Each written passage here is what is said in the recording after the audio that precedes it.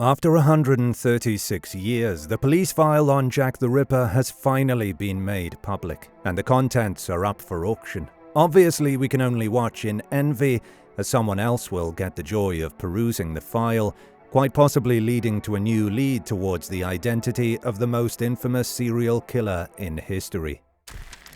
So, what is this file? It originally belonged to Detective Inspector Joseph Henry Helson, who had worked on the original Ripper investigation since the beginning. Who was Joseph Henry Helson? Helson was born in April 1845 in Tavistock, an ancient stannery and market town located in West Devon, England. After leaving school, Helson started working as a blacksmith in his village. He later worked for the South Devono Railway as a porter and policeman. But when he turned 23 in 1868, he decided to make something of himself. He went to London and became part of the Metropolitan Police on January 4, 1869. He was initially assigned to A Division as a constable. Helson was transferred to the B Division the following year. In 1872, he was promoted to sergeant. In 1878, he was promoted to second-class sergeant and transferred to the Criminal Investigation Department of the L Division, Lambeth. In 1887, Helson became an inspector and took charge of the J Division. On August 31, 1888, a woman was murdered in Bucks Row, which was under the jurisdiction of J Division. Helson oversaw the investigation. Due to his efforts, he was able to identify the victim as Mary Nichols. Helson also testified several times at the inquest into her death. Based on his investigation, Helson believed that Mary Nichols was murdered in her clothes, and that the murder took place right where they found the body. While the other murders took place in the jurisdiction of H Division and in the City of London, Helson was still considered part of the Ripper investigation, though he no longer had direct responsibility for those cases. He attended the inquests into the deaths of the other victims as the representative of Sir Charles Warren, who served as the Chief Commissioner of the Metropolitan Police at the time. However, despite his efforts, the murder of Mary Nichols was never solved. Upon his retirement from the Met, Helson returned to Devon, bringing with him a file containing documents and photos related to the Ripper case. 136 years and 4 generations later, Helson's file is now being auctioned at Whitton and Lang, auctioners of Exeter, Devon. It is estimated to be worth $10,000 because the collection contains Ripper relics, items directly connected to the crimes. What's in the file? According to Whitton and Lang, one of the items being sold is a sepia mortuary photo of Mary Nichols that was taken from a different angle compared to the known photo. The file also contains 2 pictures of Michael Ostrog, one of the first suspects. The photos had some notes on the back, such as Ostrog's criminal record and aliases. Ostrog was a Russian immigrant, petty thief, and con artist. He spent a lot of time in prison and a mental asylum. However, further investigation showed that Ostrog was in the mental asylum of a French prison at the time the murders took place. Helson's collection also includes 2 other Ripper relics, a copy of the Dear Boss letter and a copy of the Saucy Jack postcard. The copies found in the Helson collection seem to have been cut from the broadside printed in 1888 and then pasted onto 2 sheets of paper. The Dear Boss letter was allegedly written by Jack the Ripper and sent to the Central News Agency of London. It is a 2-page letter written in red ink, which read, "Dear Boss, I keep on hearing the police have caught me, but they won't fix me just yet. I have laughed when they look so clever and talk about being on the right track. That joke about Leather Apron gave me real fits. I am down on whores and I shan't quit ripping them till I do get buckled. Grand work the last job was. I gave the lady no time to squeal. How can they catch me now? I love my work and want to start again.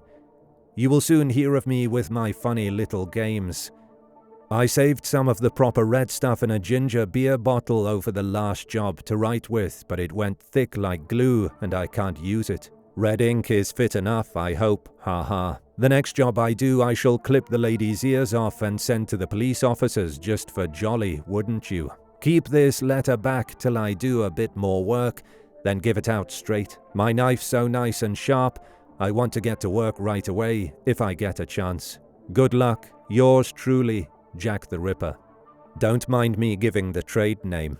P.S. Wasn't good enough to post this before I got all the red ink off my hands, curse it. No luck yet. They say I'm a doctor now. Haha.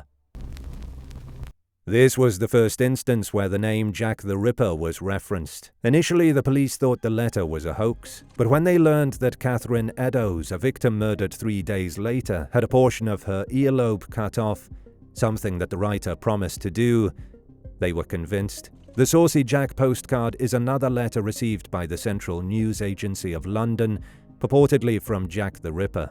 It read, "I was not codding dear old boss when I gave you the tip. You'll hear about Saucy Jackie's work tomorrow. Double event this time. Number 1 squealed a bit, couldn't finish straight off, had not time to get ears off for police.